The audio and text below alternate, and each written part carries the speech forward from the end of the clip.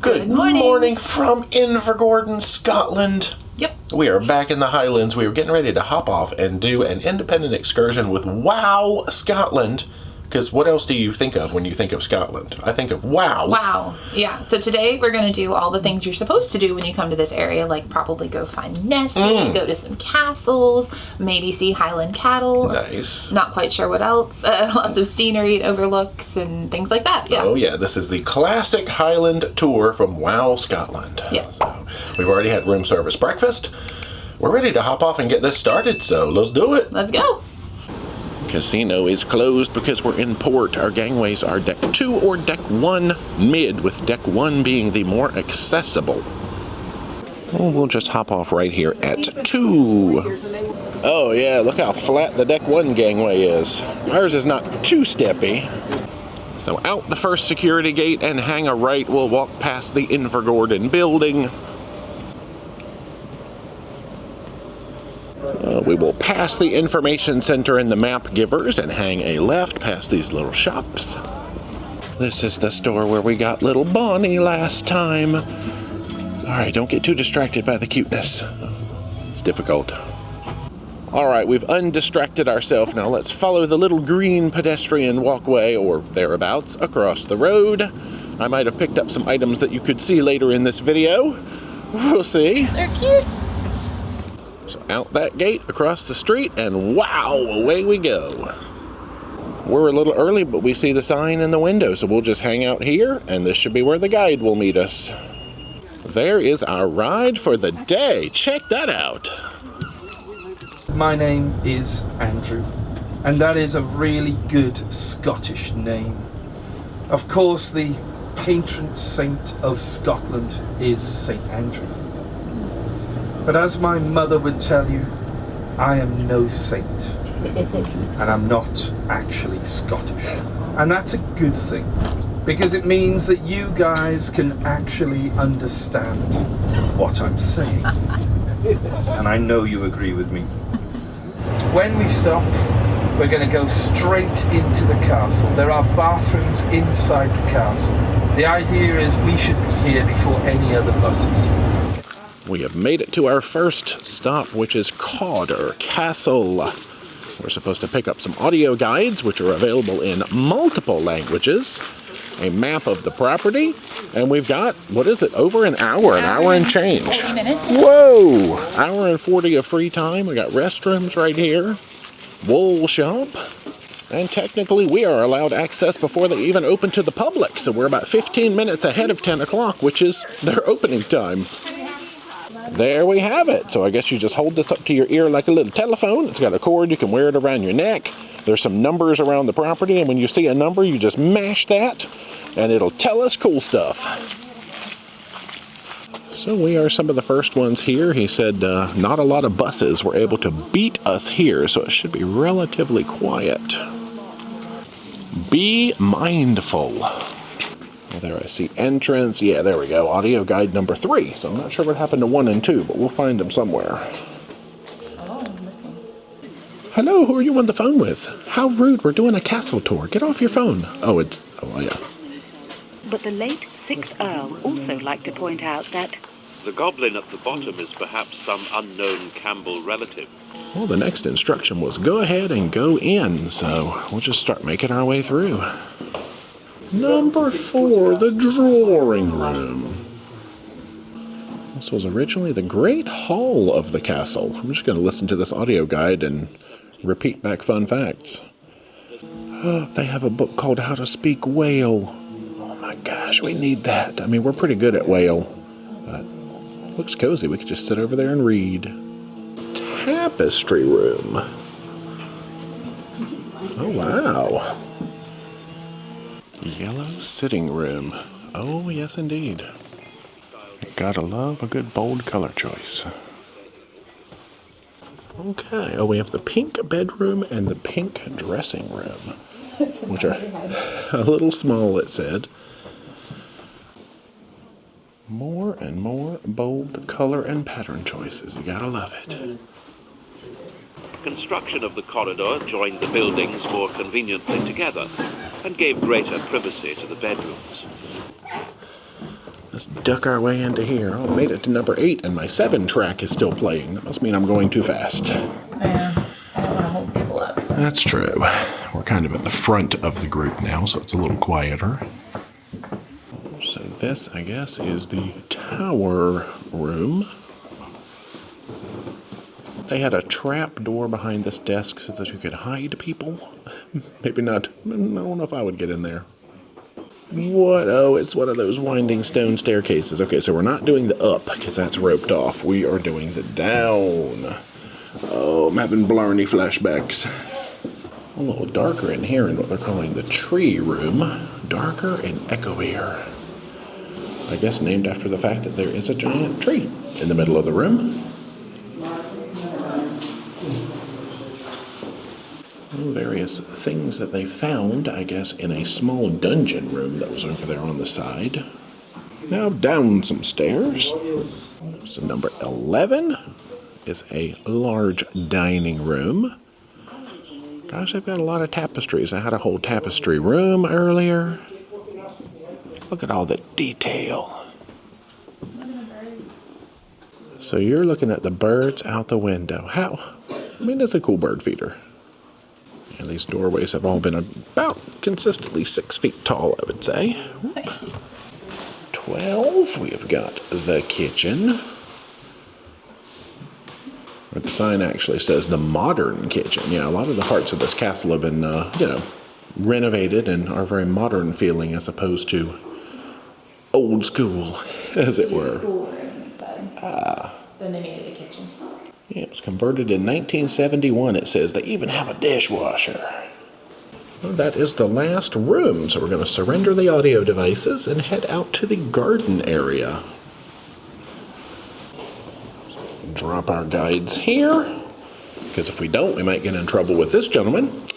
He's watching. Yes, he is. Oh, this is going to take us out into the old kitchen.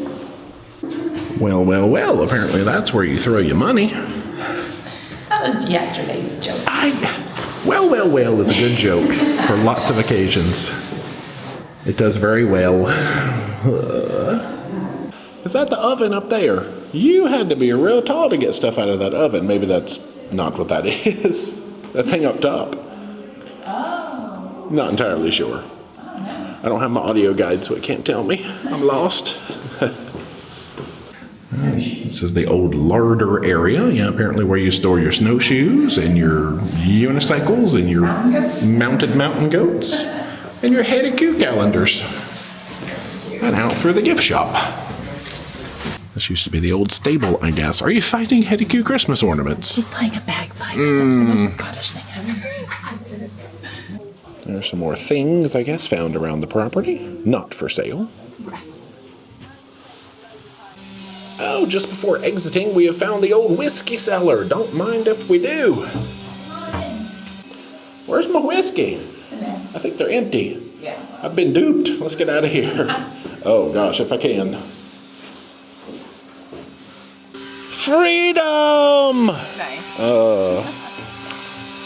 Well, we have lots of time left, so we've come out and we've found the walled garden, which looks like a gigantic maze. Surely nothing could go wrong if we go in there. Do they have those? Oh, they have cows on their map. Well, I don't know if they're. It's like when you see a whale on a map and there's like, you're not anywhere where there would be whales. True. There are Highland cattle here somewhere. Maze and Paradise Garden, they're calling it. Oh, okay, it's not that tall. Is there a cow in the middle of the maze? It's like a muscle cow. Wow, all right, we have to make it over to that. That'll be the goal. Yeah, we're too tall for this. We can totally see over the edges, but that's awesome. Got the sound of weed whacking in the background. Well, there's a nice angle with the castle and the super buff cow sculpture in the middle. Oh, forget the buff cow. We've come out and found a bajillion flowers. Now we can admire all of this gorgeousness. They've got a cafe here. I don't know, there's lots of ways to eat up your free time. And getting lost in that maze is probably not one that we need to do. We've had corn maze adventures in the past and they didn't go that well. Let's see what's over here on the far side of this walled garden, besides birds. Let's walk into the creepy hedge part. Ooh, the branches are wet. I almost ran into a spider web. This is exciting. You can't get far enough away. Oh, fountain. Yeah, it's hard to get proper pictures. I've got a good zoom level right here. That's not bad. Back out we go. Ah! Oh yeah, the only way to get glimpses of the fountain is to go in there like we did. Nice. Hello, castle. Looks like we should have some more gardeny stuff through this little entrance. Flower garden, wild garden, nature trails. Oh, I hear all kinds of birds in here. Mostly those, I don't know what that one was. I hear a lot of like pigeony, morning dovey sounding ones. You found a what now? Great tit! That's what it's called. Let's cut across past this giant ball.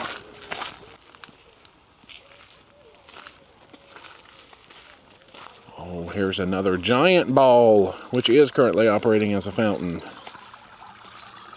Here's a nature trail for you. They got posts covered in moss. I don't know if that's actually supposed to be a nature trail. Probably not. Let's wander back up toward the front. Now, before we leave here, we're supposed to go look at options for a box lunch. They get discounts on them if you come here through the tour. So back inside this front entrance to the cafe should be our next stop.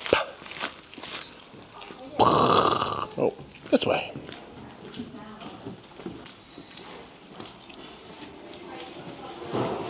So there is the packed lunch deal. Basically a filled roll with crisps, and you can add a slice of cake for like £1 and change more. Well, they've got all kinds of goodies in here. Okay. So we both decided on the chicken salad option, or chicken mayonnaise as they call it, with some cheddar and onion chips. We got the brownie option, and we picked up a bottle of D-side water. We are done with lunch. We decided to eat in. Now let's go ahead and find the bus. Wow, there it is. Oh, we've got some surprises on our seats.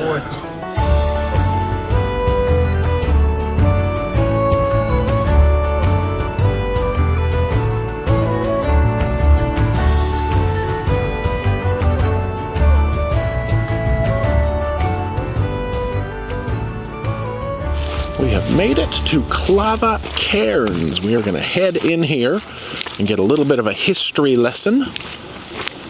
Care for the cairns. Now, from what I've gathered, this area has the actual standing stones that inspired the author of Outlander. Oh my gosh. Because we did the Outlander tour. Well, we've done other tours where we've seen some standing stones, but this area, don't touch them. Don't do it. Still here. Nice. I think it was like more of a tall one anyway. Well, there is an actual entrance that you can go in and see more stones. So you can see inside stones, outside stones. It's a lot. So these are the ones that we don't touch. Avoid the tall ones. Wow. I don't listen well. That's neat. Well, I guess this is the northeast cairn. Okay. Andrew has arrived. Let's learn. The passageway leading inside the cairn is aligned with the setting sun on Midwinter's Day. We don't really know who built it, why they built it, but we do know that it's very, very astronomically aligned. You can see that there are carvings into the stone. And this stone doesn't belong here. It's come from the other side of Scotland. It's come from a place called Kilmartin Glen. Somebody's car alarm's going off. So we're making the full circuit now, learning about all of these stones. They sort of coordinate to how the sun sits in the sky at different times of the year. So the moon always rises in the south, but it moves in a slightly different place every day for 18 and a half years. And then it will stop, and then it will move back. That is fairly fascinating how 4,500 years ago they were able to position these stones for all these like astrological occurrences. I don't understand how they even knew what to do. That's mind-blowing. Well, there's a couple of other cairns and more stones over here. We've got about 15 minutes of free time. This cairn does not seem to have an entrance, so that first one we started at, I think that sign said that it might have been the only one you can actually walk into. Well, it's either a very short or a broken stone. There's a bunch over here. This is the third cairn.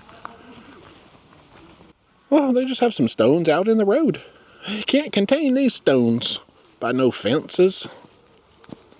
Oh, that one has an entrance too. Okay.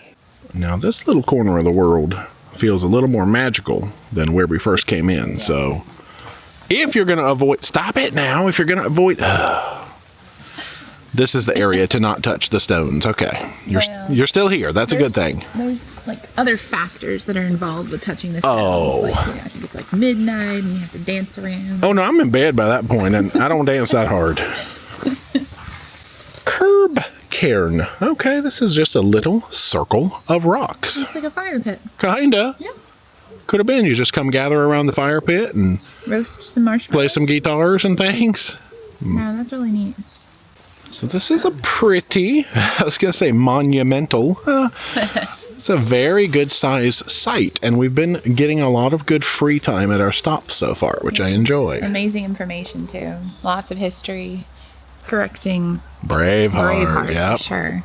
Yeah, I have not been recording. The stories have been very, very extensive, and I would not have been able to record all the narration as we drove, but it's been fascinating. That's why you have to book the tour. That's right. And you'll know. Well, let's go ahead and enter this first cairn. See if we can set up shop in here and make a nice cozy home. Yeah, there's some dry ground in here. Work on the roof first. True. First step, put a roof on. I mean, I guess they were covered at some point. That's cool, though. So it's just rocks in different variations, like shapes and things like that to make it stay. Yeah, but the entrance, again, lined up with some sort of astrological feature, which is fascinating. So cool. Let us head back to the bus and continue the adventure. We've still got a battlefield walk to go to.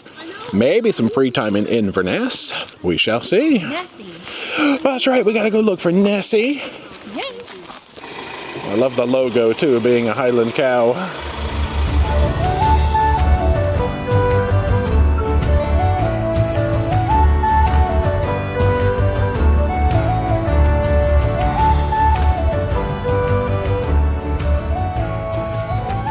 Next up is Culloden Battlefield. We're going to have a guided walk around. There's restrooms here just in case. And we have an hour total time here. Yep. I like this food cart trying to camouflage itself with a stone wall. They have a roof garden. We have about 10 minutes until our guided tour starts, so let's do some shopping and looking. All kinds of snacks and things. A Hetty Q mug. Oh, it's like two. Well, there's more than two. It's 5 Hetty Qs in love. Oh. We found Loch Ness. Hey, Nessie. Oh, there's a bunch of Nessies down there. Got tablet, which I guess is kind of like fudge. You found an Outlander-inspired ring. That doesn't sound like something... Okay, at least you didn't have that over at the stove. Well, I didn't put it on my... They do have an ornament of some stones. That is cool. Let's come do a tour, shall we? Every stone sticking out represents one man who died at Culloden. So it's a war memorial. Yep, so this is a war grave. Treat it with respect. So our guide said this would be a nice slow walk, stopping every now and then to get some history. We get our first and only joint rulers, William and Mary, in 1688. Most of the people of the four nations are happy with a Protestant king and queen, but some people, mainly Catholics, not so happy. They will rise up in rebellion. We call the rebels and the rebellions Jacobite. This is a corruption of a Latin word, Jacobite, that means the followers of Jacob. Jacob is the Latin form for James.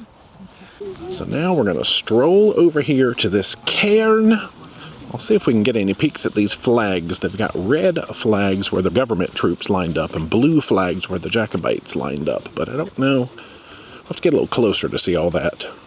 There's a peek at some of the red flags. We were standing back there by one. Now we'll make this left turn. Well, we've got various stones here, one of which is going to be the Fraser stone. If they could identify which clan people were from. So if they could be identified, they buried the clans together. So we've got about 25 or so minutes of free time to wander. Look at the stones, look at the cairn. Don't touch anything. Don't disappear. The Battle of Culloden was fought on this moor 16th April 1746. Yes, the Fraser stone is the one that, of course, they had to put a little fence around because of them there Outlander fans. Not me. Not you. Sing me a song. Way over there across all of this purple and green colorfulness are those blue flags. There's another stone just kind of over here, not with the other ones. Clan Campbell. Not to be confused with Glenn Campbell. That's right. No. No. There's a little sign depicting those flags. Okay. Now, I've not had to wear my jacket this entire time, but the raindrops have come down and decided that I shall submit. I'm not sure if I caught the audio earlier, but our guide was explaining that this wall is kind of like a war memorial wall. Every brick that is pushed out on this end represents someone on the Jacobite side that died in the battle, and it goes on and on. Eventually there's a blank section up here. So there begins the blank section, and then this part of the wall is the ones on the government side that died in the battle. So a lot smaller section of wall. Yeah, I think the numbers ended up being something like 50 on this end and 1,500 on the other end. Let us head back to our ride.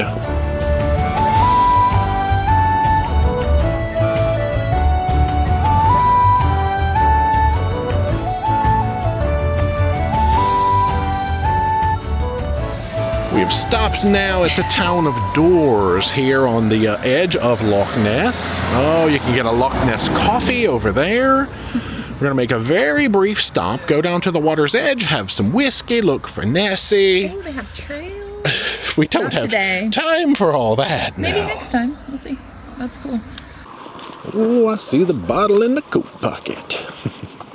So this is the Doors Inn. I guess there's a gentleman here who has lived here since the 70s, and he's really just been looking for the Loch Ness Monster since then. And hasn't found it just yet.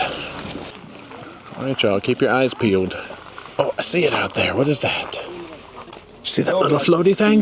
That could be it. A wee whiskey as well. Oh, maybe that's not it. Oh, he's breaking out a Speyside whiskey over there. Who hasn't got a glass yet? There we go. Slangiva! So you're doing a little whiskey tasting. So it was a whiskey that was in bourbon and a sherry cask. Oh. So you can taste it. Like, that's really good. It's smooth. It's not overly, like, burning my throat, but it has really good depth.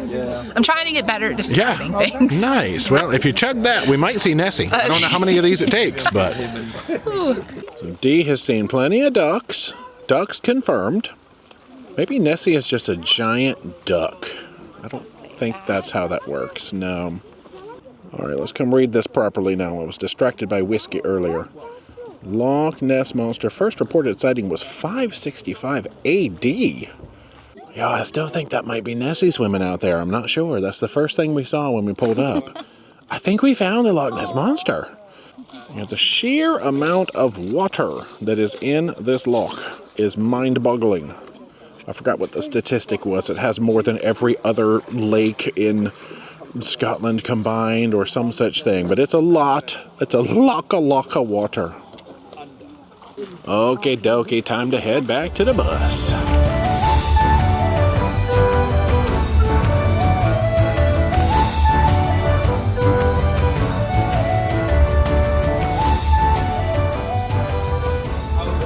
Welcome to the city of Inverness. We've been dropped off over here by the cathedral, and we've got 30 minutes of free time to roam around and see what we want to see. There was a shopping street across the bridge, but with 30 minutes, I don't know if we'll make it over there. Might just walk around and take some pretty pictures in this zone. Oh, yep. That's a good one. I think for a small fee, you could probably go look in the cathedral. We've got like a waterside promenade. Oh, I see like a food truck through there. There's a bridge across the river that way. I'll have to look at the Google to see if this actually was the River Ness. I know we drove past the River Ness. Oh, there's the castle up on the hill that he said is not really a castle. It was constructed as a governmental building. And now the city is, oh, hey, there's a bird. Realize that they don't really have much in the way of tourist attractions over here, so they're trying to pump up and renovate that castle and make it some kind of a thing that's, you know, cool to go look at. So, paths around Inverness. Oh, yeah, there's some stuff about, well, yes, as a castle that was never really a castle. Legend of Loch Ness. Download and see Nessie swim. Like, for real? I want to do it. Anyway, Google has confirmed that this is, in fact, the River Ness. What kind of strange European aquatic animal is that? The world may never know. It's Nessie's football. It could be. There's the little bridge that we drove across. So the high street, or main shopping street, is right over there. But I already got some special goodies this morning, so I'm okay. I need suitcases.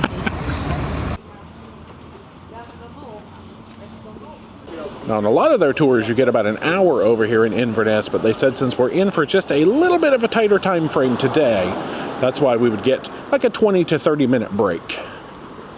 Well, we have gone from bridge to bridge. How about that? And no Loch Ness. I mean, I guess maybe Nessie doesn't come up in the river that often. That's why, you know, unless she's chasing after her lost soccer balls. That's true.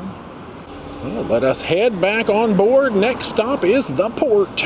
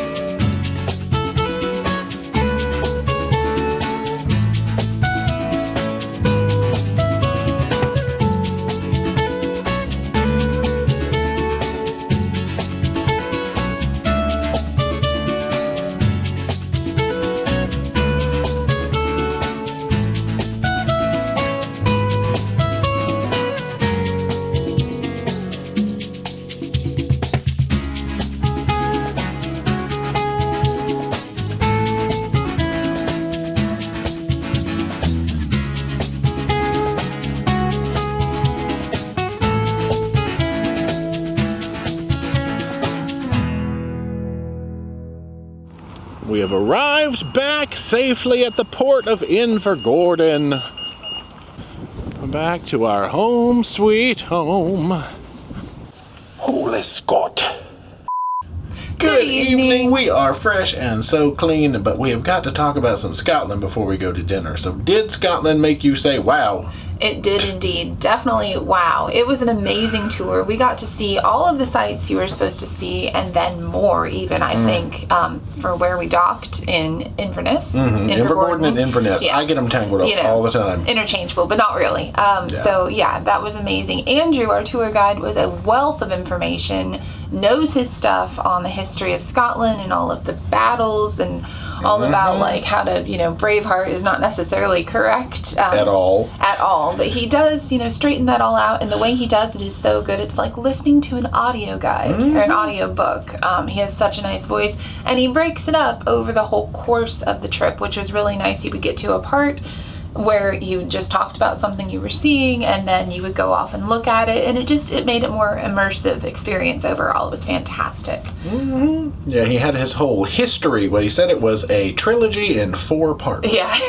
And so every time you would ride along, I did not record all of this because you would No. listen for 10 to 15 minutes about this particular segment, and it was building up to this grand finale as you drove back to the port. But It was so good. the level of detail and passion for history is, I mean, it was great to see. Yeah, and he's funny. So funny. Yeah, the very beginning when he set us up with the safety speeches, I didn't get to record that either, but that was just fun too. So Yeah. if you can, get Andrew as your guide, because good gracious. Try. So they're a smaller company. Wow Scotland, they only have 3 buses and 5 tour guides, but they want to keep it that way. They want the experience to be just that, where it's more about the experience than putting as many people on the bus that you can, which Yeah. I really liked. True. Quality, not quantity. That's but the word I was yeah. looking for. I know. So we're hungry. We need extra calories so we can say all the good words. But fantastic. Yeah. No, it included a lot too. You got like little candies, you got a wee dram of whiskey, the discount on the lunch at the castle, your castle admission. Right. So, Castle admission you do buy separately You on their do. website, but they get a discount. I think it Yeah. was £15.50 at the spot, and I think they get it for $12, so buy it through them. So yeah, a great value, honestly, and one I would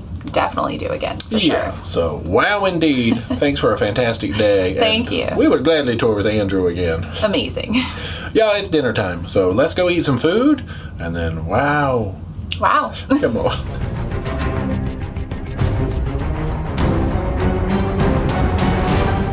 Welcome back to Deck 2, Dining Room.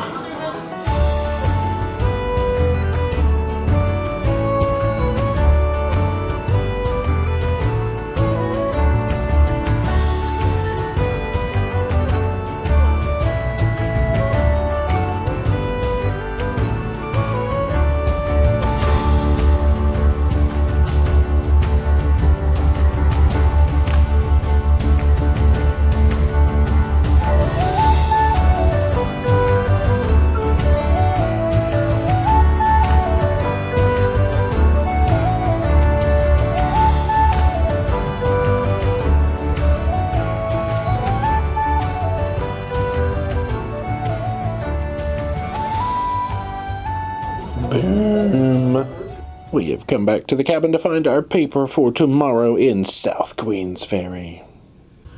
Good night. Yeah, we're back in the cabin. Yeah. Hey, let's dig into dinner because that's really what we gotta say. So you started off with some lentil soup. Yeah, this was very flavorful, really warm, which was good. Had nice chunks of ham in it and some veggies, and it was just really overall great. Nice little comfort food. Yeah. I had what was the lobster and something dip, and I think it was spinach because it was mostly spinach. There were nice little teeny tiny hunks of lobster and a good amount of lobster flavor, very creamy, nice and cheesy on top. One little bread that they give you to eat it with. I had to get some out of the basket and keep on keeping on that, but it was good overall. Nice lobster flavor, lots of spinach. There's some watermelon and some cheese. Watermelon feta salad. It also had orange segments as well. It's very good, very bright. The feta is like a creamy feta, which was really good, and it has a nice saltiness to it, so it all blended perfectly. Speaking of creamy, I had some creamy goat cheese on a salad, which also had beets and like orange segments and lettuces and a nice little balsamic type dressing. Very earthy, because lettuce sometimes kind of tastes earthy to me. True. Beets are earthy. The cheese tastes like a goat, which comes from the Earthy. earth. And then all of a sudden you're like, whoa, who invited this orange to the party? And it's nice, but I enjoy that one. There is your pork chop. Yep, so pork chop. I really ordered this because it has Brussels sprouts, but it was kind of sad because it had a Brussels sprout cut in half. And I like Brussels sprouts, unlike a lot of other people. But the pork chop was cooked well, not as good as the one I had like previously. It was a little more dry, but the flavor was really good, and I liked all the accompaniments with it. Could have used more Brussels sprouts. I can't tell you how many times I order something because of the sides. Yeah. And then like one little Brussels sprout. I got the salmon bowl, which was something sriracha. Is it honey sriracha? Honey sriracha. It was basically a delicious cooked piece of salmon. The skin was actually crisped it up really nicely. The sauce on top is kind of what, in my mind, it's like the one you can get on top of a sushi roll. Like the sriracha type sauce that you get. Yeah. Peas, rice. I like this Avocado. one. Yeah, there's a little avocado on the side there. Got to add some healthy fats to your healthy fats and your omega-3s and all that stuff. So There is dessert. Guess what? You had a cup of tea, I had which tea. I didn't take a did not picture want of. Dessert.